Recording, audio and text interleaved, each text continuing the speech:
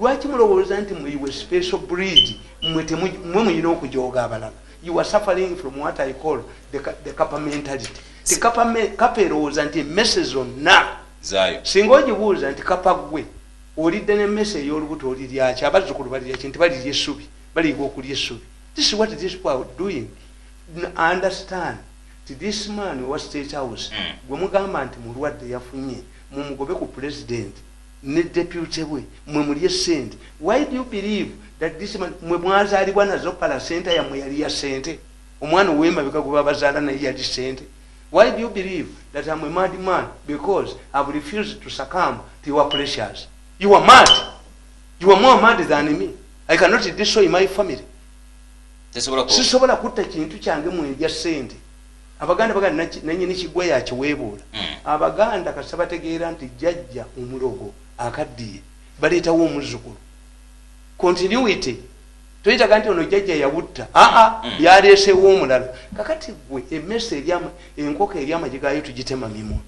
If you are a member of the first family, you were struggle with Swandamayin Museveni, then gosinga n'enkoko obubi. Bwetosaana kutema mimwa, gosaana kuteeka muzzu. Mukomeroni. Kakati nkugamba. Nga tuli ku nsonga gye tubaddeko. Nkubuulira linda byonna bwe biri. Nkugamba. Responding to this outcry from the victims of the deliberate elimination exercise discussed above, the president appointed the Chigongo team. He also sacked the Magoma team. However, the Chigongo team could not repair the damage. In a few cases, elections were repeated, but even those who came were part of the original scheme. They were financed by the invisible hand. This what the president did to appoint the Chigongo team is comparable to a parent who owns her pregnant daughter against bad boys. The advice comes too late because she's already conceived. It seems those behind the scheme, the rigging, read properly the president's mind and put up remedies in case any intervention was made. The election had been properly and scientifically rigged. You were talking about scientific elections. I came up with this word. Scientific rigging means staffing. That's crude methods. Kakati tubabuuza gye mwali gyerimandali bannankabirwa ne mugenda mu cabinet ne muteekawo bu constituencies eyo mwaperformance eyo. Ekivundu kyo bw'oba wagenze mu toyina oteesiimu ojja nakyo mu ddungu. Anga abantu gye babayinamu n'eyo gyeri. Abantu babakyayi. Nti bo balowooza nti instead of putting drugs in hospitals okukyayisa Museveni sente katuzibbe. Abakyayiddwa bategedde nti abantu abakyayi. Eryoda bwe yali mu ministry yajjayo eddwaliro yabadde akozesa mu campaign. N'ateekamu abalwadde n'akola kye n'abaga nti eddwali kassa mu mpangula mu kalulu. Eddwaliro lyange ndiggalawo. Abakateesombwa babagambye eddwaliro eryo alikuwuliramu bantu organize. Buli yaligenda mutalina nsigo. Bamukubye tewali nalirinyamu. Anti kye bamutaddeko. Be bano mirundi baakuba bali ku gundi ku social media. Amazima abanyankola balina olugero nti bwogenda okulimba amazima ogasangayo nga gatuuse.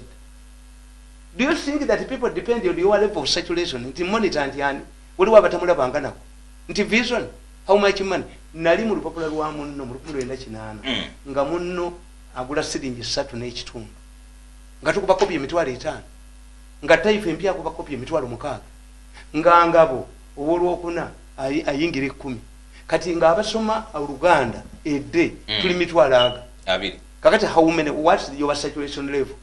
Because they have this mentality of exaggerating the impact of the media. Ani abamanya abawandika ani abamanyi because the source must be credible. Bimulimba ono nenja ne mulimba. In fact, the most circulating newspaper booklet. Why? Katusekemu. Entertainment. Ne red paper haina. Abantu bagala nnyo haina. Ogenda okulaba ng'oli asoma haina ne imagination izinga ne paratanti sojikwata. Entertainment. People are running away from serious stuff. But made it Lwachi abantu badusemu lwachi abantu badukase serious stuffs mukulumironi. He babiko the other bobo wandikira olupapula lw'Olungereza olina okumanya. This reader has more sources of information to analyze. Kino kisobola kuba gwe kiti. Sokoluze ne bakaleta nga kawandika kakazi ne bakaleta bali ako sente meka ne ba praising You see, we shall talk to Andrew writes good features. Now they somera. If the media is strong, nga print media, why are you trying to undermine social media? Kitegeza kino kifu. You got communication baga kuteka ku message bajjawo gundi ne bamujjawo ono gundi ani gundi kubakozesa to fight me ne bateekawo omuwala gwe banaafuga ne muleya bateekayo omuwala mutibwa gwe banaa controlling. And the moment you use abo banamba lujega, you are chasing away the intellectuals. Mumubateekeyo ne bagamba nti omuzannyo omu mukatabo kange the story of a malicious footballer yattira abazannyi banne n'abamenya abalungi ttiimu ye netwala ekikopo ky'omuluka bwe babagamba twasembe ekisimira ttiimu batwale ekikopo ky'eggombola nga bali yabamenya mwe mugobe mujooge sente mujooge abantu mubayite embwa eyo eveewo mbiseewo sente zange wazaalibwa ne sente mulenzi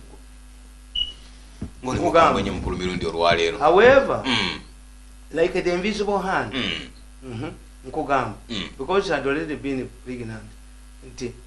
The majority of those who secured NRM party cards were supported by the invisible hand, as it is happening today. That I pointed out earlier. Even those in opposition and the independent all belong to the same group. Era wichiri. Ba mafia bo bakugamba they must finance across the board. Nti bakufuga temujja bafuga. Like Eduardo Santos who failed, like Chiruba who failed on left Patrick Mwanawasa, like Obote who thought that he would control the Amin and illiterate, you know, Biaga. When the nation changes no government, between opposition, no, Tali, what never Travangaba Vugana, Jakujoga, Tali wo Nabagamba to the gift the children they give to a violent man when they get jobs is to transfer their mother. Singaze bakazi balinalimba yisa bubi abo abaana balijjewo banyaabo kuba balina sente omusajja yenna ajooga omukazi we kasita abaana bakula bajjawo nyaabo kuba batoldatinga dda balabanga nyaabwe n'omufulumya ebweru nabo ne basula ebweru n'omukuba nga balaba kakati baba kumukkiriza era naye omukazi aga nti nkuuma abaana bange the moment buli gwe munaleeta yenna mu bujozi bwammwe obujozi bwammwe bubunya tijajja kukolera obujozi buno bwegerako buli tugesera ne bukoma bukomi nkugamba nti however like the invisible hand itself these ones also were not interested in the president wajjawo group endala I pointed out earlier in the opposition realizing that the invisible hand had successfully outsmarted them. Attempts were made by some forces to counter the invisible hand. Mbabazi yabakuba. Bwe bategeera nti mbabazi abakubi nabo ne bajja. Naye nga si kuyamba Museveni. Era nabaga nti abasajja bano baba united ku kukuba Museveni. Why? Bonna baali mu kyoga mu group. Bukenya yali chairman kuteesa vice. Mbabazi yaliko balwanirako. Did they fight? Baterebwa okuba mukama wa. Bamuwunzike bakuuma obugagga bwabwe temujja kubukuuma ejjoogo liba yiti Museveni abantu bamugamba asootinge abakwate bw'ali mu bakwata n'ali mu bakwata public ejja kuyika lwaki president abantu mu community tabakwata lwaki tabakwata n'agamba nti resolution nkugamba nti ye Mbabazi kyali ayagala kyali kimu. However, like the invisible hand itself, these ones also were not interested in the president continuing to stay beyond 2016. They looked at the president like now as a passing cloud. His days were over. He would be undermined and forced to surrender power before completion of his term. It would be a policy coup. The parliament would pass a motion that the president was no longer capable of discharging his duties and replace him with somebody else. Such a resolution will go through the movement caucus, which would recommend for the calling of an extraordinary delegates conference to impeach the president.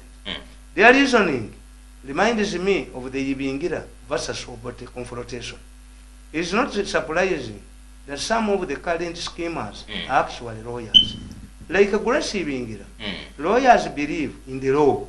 It is because of their obsession with the law that fails them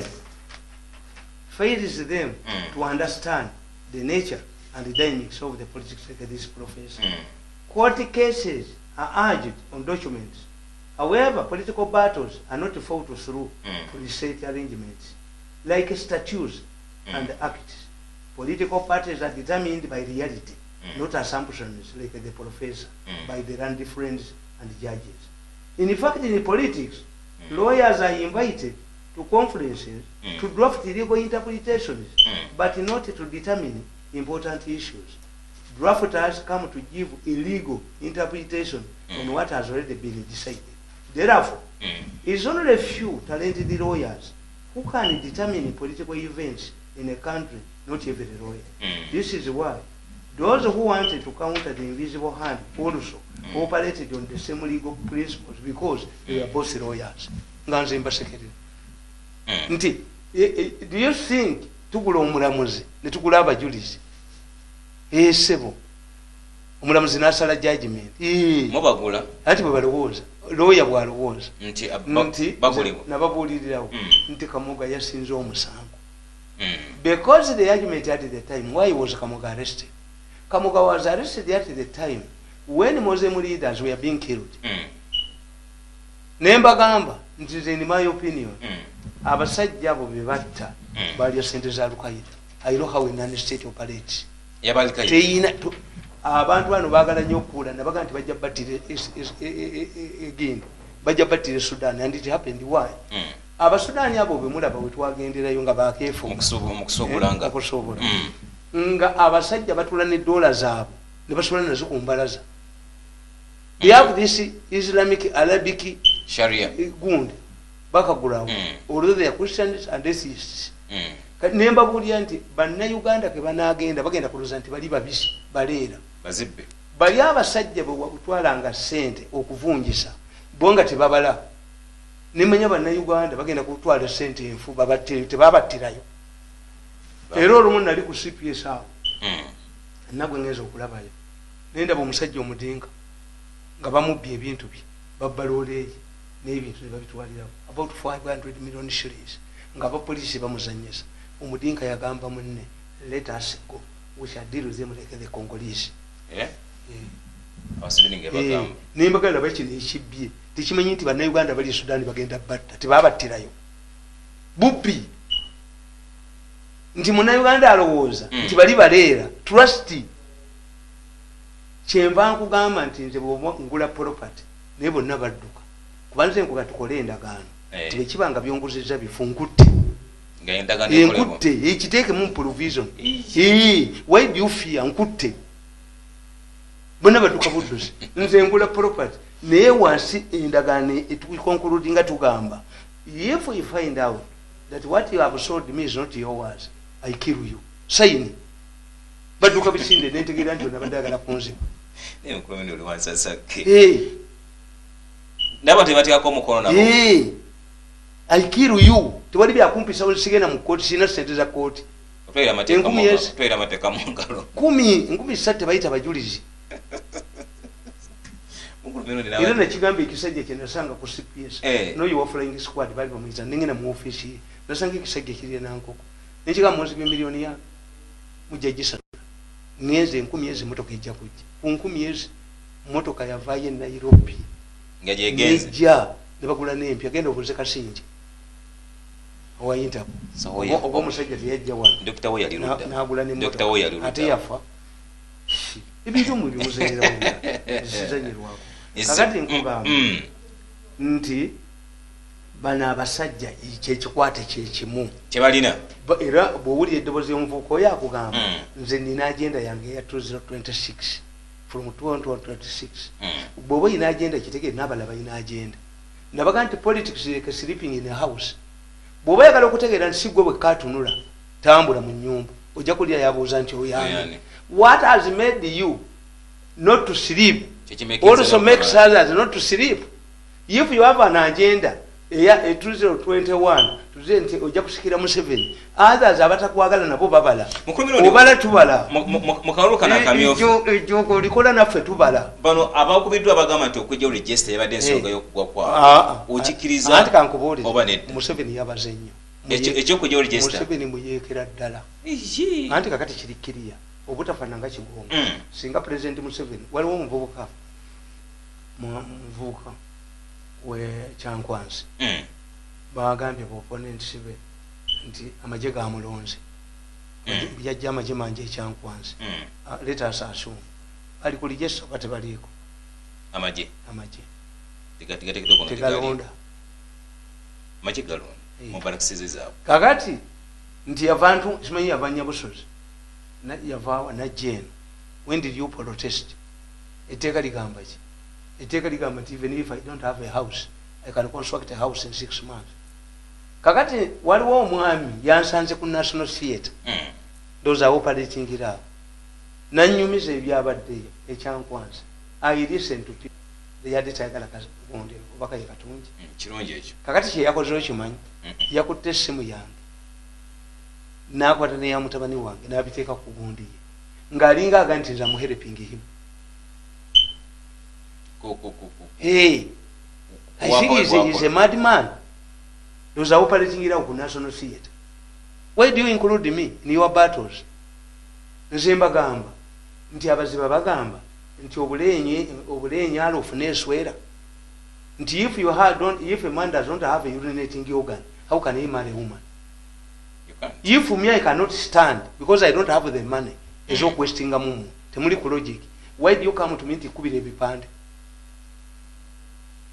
You resort to the Muziba saying this man does not have a urinating organ. Then how can you tell him to marry a woman? When a urinating organ is the same organ that you use in marriage, the man has no urinating organ. How can you tell him to marry a woman? That's all. Hey, kakati nze tombuuza byakaluvu. Nze muwagizi wa Museveni gwe njagala. Era mu byabwe ebyakalulu kaabwe aka MPs kati nze nkimanyi even this theory kakati tugeze olwaleero to be a thief you must be highly intelligent. Yes, a thief must be highly intelligent to have his footmarks. Nabaga nti omubbi omugezi ategeera ekisumuluzo ekyekufulu wekiri n'amenya oluggi kati mwabalina simple mind zimuga naye emirundi amanye ekisumuluzo wekiri why does he waste time to break the door, the padlock? Nze jjajjange bwe yabanga ayina gy'alaga ng'alaga kaliisizo mayiro namba 2 yaleka nnyumba agigudde kati omubbi tasobola kulowooza nti ate taliiwo ate lwe yaggalangawo ng'ali mu lusuku alima olunateekako ekufulu 2 and he used to catch thieves tebategeera a thief must cover his footmarks nti kapa eriira emmese kusuuka enjeru neegukombawo. Omusota knows many houses ezedda zaddiranga ebikoma nebikaddiwa nesigala ku budongo kati nga emisota gibamu n'ebituli, but a snake knows to sneak out and to come back. That's why the Baganda have a proverb nti akasirikiro kalwanya eminya. When the owners of the house, the occupants of the house leave for digging, this is when the lizards and snakes and rats settle their problems. Nanyinimu watali ebikere bitemba enjo okutemba kulinya nanyinimu watali ize Luganda proverb nanyinimu watali ebikere bitemba umwirima gutwala engo ize Luganda proverb nti enzikiza etwala engo omwirima kya Lunyankole okugwa kwa minister kakati bano andi kubuulira nti okugwa kwa minister sikwewunya nabagamba nti okijja wano. The battle is to take people to SEC. The battle is to take people to parliament who will help them to remove the president. This is a succession battle. Unfortunately, it originates inside the palace. Ndisoyinza kuŋŋamba nti nze mulalu gwe si gwe mulalu nga oba emiti gy'amasannyalaze Museveni kwagenda okufunira obululu. Toyinza kuŋŋamba nti nze mulalu kuli si mulalu nga ssente za covid ozibba n'amata n'otagawaayo.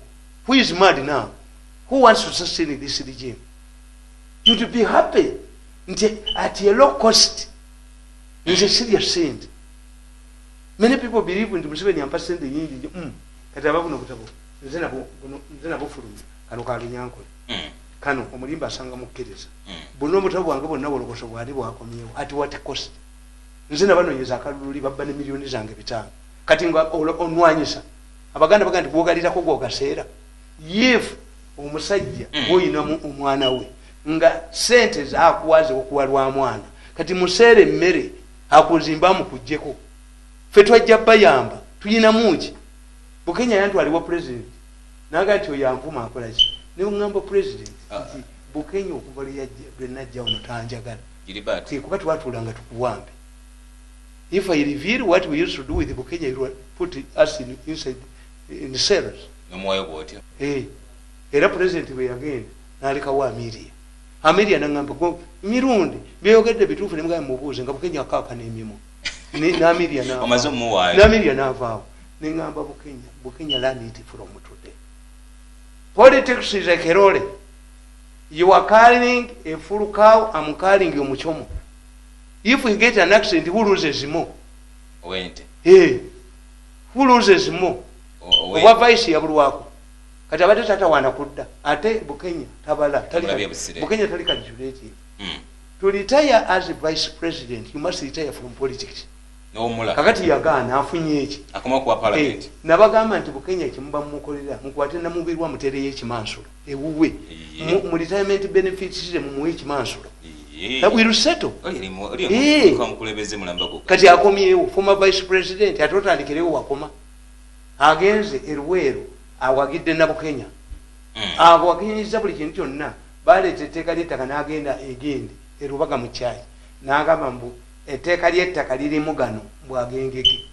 Vice president was opportunity to talk to the president agenze mu TDI yiye ne Sebaggala nabaga nti mu Sebaggala politics is a group game. Politics is a mirundi. Ensonga y'aba minister bano.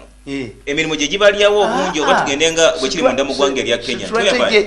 Minister wabeera mulongolongo. Gundi yaleeta mulongolongo Moyi mu 89. Abavubuka ne bajja. Yusuf Okan 1989. Mulongolongo akaluka no kennyini. Moyi yakaleeta mu 89. Ngakoya abakadde nebakuba bubi nnyo abavuka ne bajja naye abacontaining. Why? They came on their own. Balwana. When did you help me? Uhuru Kenyatta was loyal to Mugundi because he was his mentor. She attributed his success to Moi. Bano ba Ruto yatandika okulwana ne Moi Mugundi mu Rift Valley. Why? Yali yerese yekka.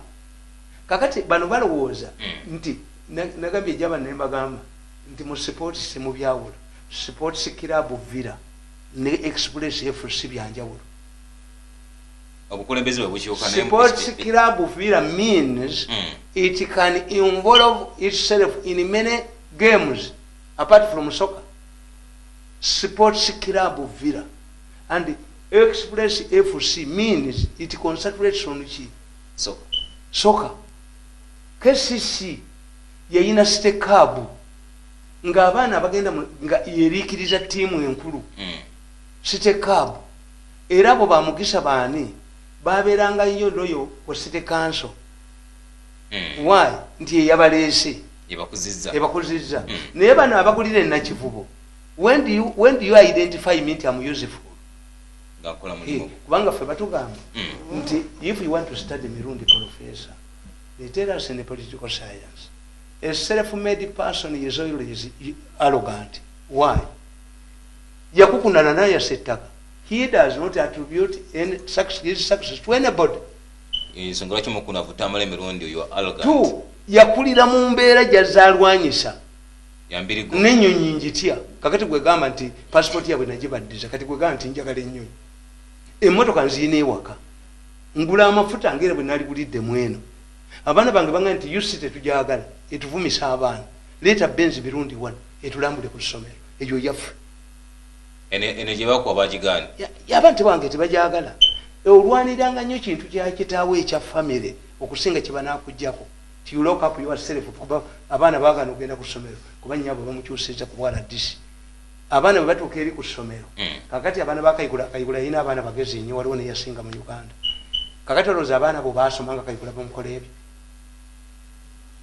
mukakayigula yali akyayina political crowd can you bring kayigula back owakitatta ikitatta musiru talina nyina amubuulirira nti abo tebakolekeka tumulaba agenda kudda byobufuzi ye naye si yooli tumusubiramu manyi gagalira a setback is good in politics enkonga emala kukuba n'obuuka era onokusumya wa success after success is bad nali sobola kukkiriza nti nfuuka omubi mutabani wakajiji najja kupula ajekemu ebyo nabyo mukukuta nabyo sikundi you are fighting me you try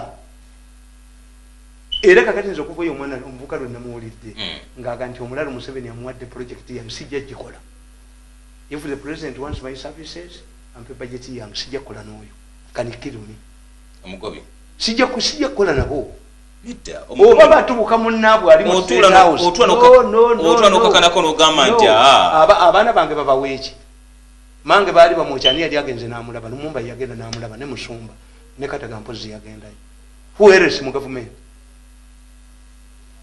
era mamange yaŋŋamba singa tewagenda wa mukama w'oyo singa okugulu kwange nkulina atambuza miggo recent okugulu kumubadde bubi nnyo if we don't have family doctors training abaana baffe ba doctor beba mujjanjabi did we get a government good doctor to treat her ayina emmotoka ze bawa babajjo bagundi bakusaasira does my mother have president yagamba genda oleete mama w'omulabe nakalema yagaana nenalwekiso oba bimu ku bintu ebisinga okuluma abantu ababadde mu kibiina kya NRM bakikoledde enkya ntula nabo mu meeting omwafa kubanze gye nagenda ewaffe mu nsozi tulina waliwo nga temuliddamu kukwatagana yadde okubeera mu lumu okusempewo eno I'm not a joker. I cannot sit with them in any meeting. For 7 years I have avoided them. I've never seen them physically in the last 7 years. Museveni bwakuyita nabo president Museveni bwakuyita nabo ne mutwa ku mmeza nga bwe tuli wano the president knows my character akati mukomeoni era nga kyali ku nsonga ya kamifukano ensonga ya age limit eyinza okubanga yabadde ensonga muzo abaminisita bano okubanga bagudesa kuna kwa anti nkugambye ba deliveryinga nankabiro yesudde banne tayina na kwogera esimpo bakugamba era bakiteeke ku Museveni mbo okuyisa emyaka kyekyabakubizza kakati oba okuyisa emyaka kyekyabakubizza let us see whether this anger will be extended to Museveni